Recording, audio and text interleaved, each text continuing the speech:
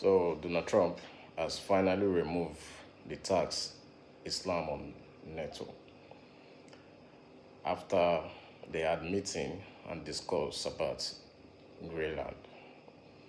I think NATO have accepted the condition that America gave them, so they decided to have a better conclusion.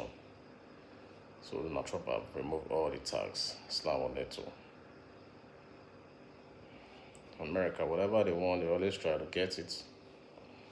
That's what power for you. Anyway, let's watch the video. Donald Trump is not going, apparently, to impose these tariffs now from the 1st of February. Mark, the US president's decided to seemingly de-escalate everything. A remarkable U-turn by the US president 4 or 5 minutes ago on Truth Social. I don't know if you've got it there to bring up, but I can certainly read it to you.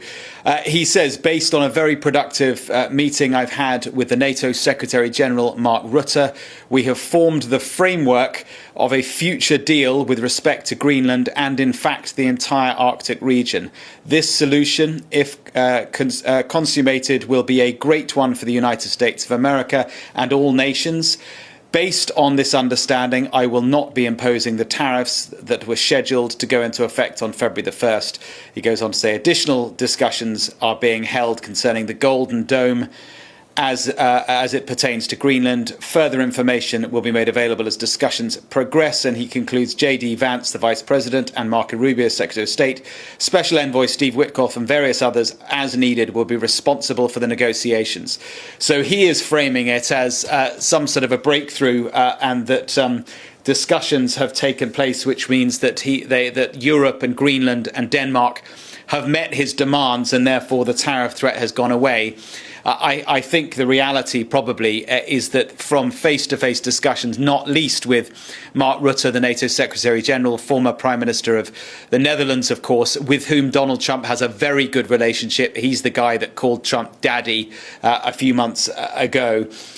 Following those discussions, a de-escalation has taken place and it has placed things precisely where Denmark wanted them to be last week. Remember, it was the Danish foreign minister that came here to Washington and went away saying that he had secured, so he thought then, agreement for a working group, as he described it, to work through the Greenland issue. Well, that is now precisely what Donald Trump has agreed to, a working group which will include J.D. Vance, Marco Rubio, Steve Witkoff and others, and that they will discuss how the Golden Dome, which is a missile defense system that Donald Trump wants to build, can be installed into Greenland for the security of the Western Hemisphere. And interestingly, just looking back at this, at no point in this message, in this Truth Social post, does Donald Trump mention anything about America taking ownership or sovereignty of Greenland. So that's what I found really a U-turn for sure.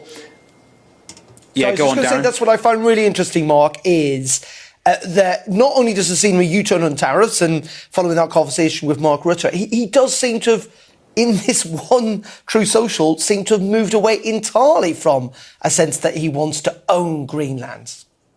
Quite something. Yeah, no mention of... yeah, absolutely. No mention of it at all.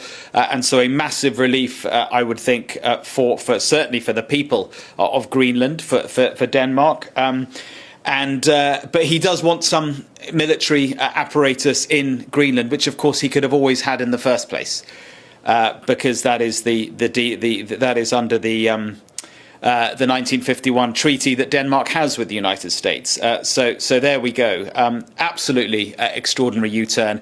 But, you know, Donald Trump is a man, we've seen this movie before, haven't we, that changed tack quite quickly. So that will always be on everyone's mind. But for now, as of this morning, the threat of military action, which he had implicitly put on the table, has gone. And as of this afternoon, so too have the tariffs and the desire to take ownership of Greenland. What a palaver. Indeed, and it certainly leans into the sense that Trump reacts to the last person he spoke to in the room. Just very briefly, Mark, very briefly if you can, do you think domestic pressures come to bear here? I mean, amongst particularly Republican Congress people and maybe even the American public? You said, to be very brief, 100%. This was not a popular thing here in the United States among Democrats or Republicans.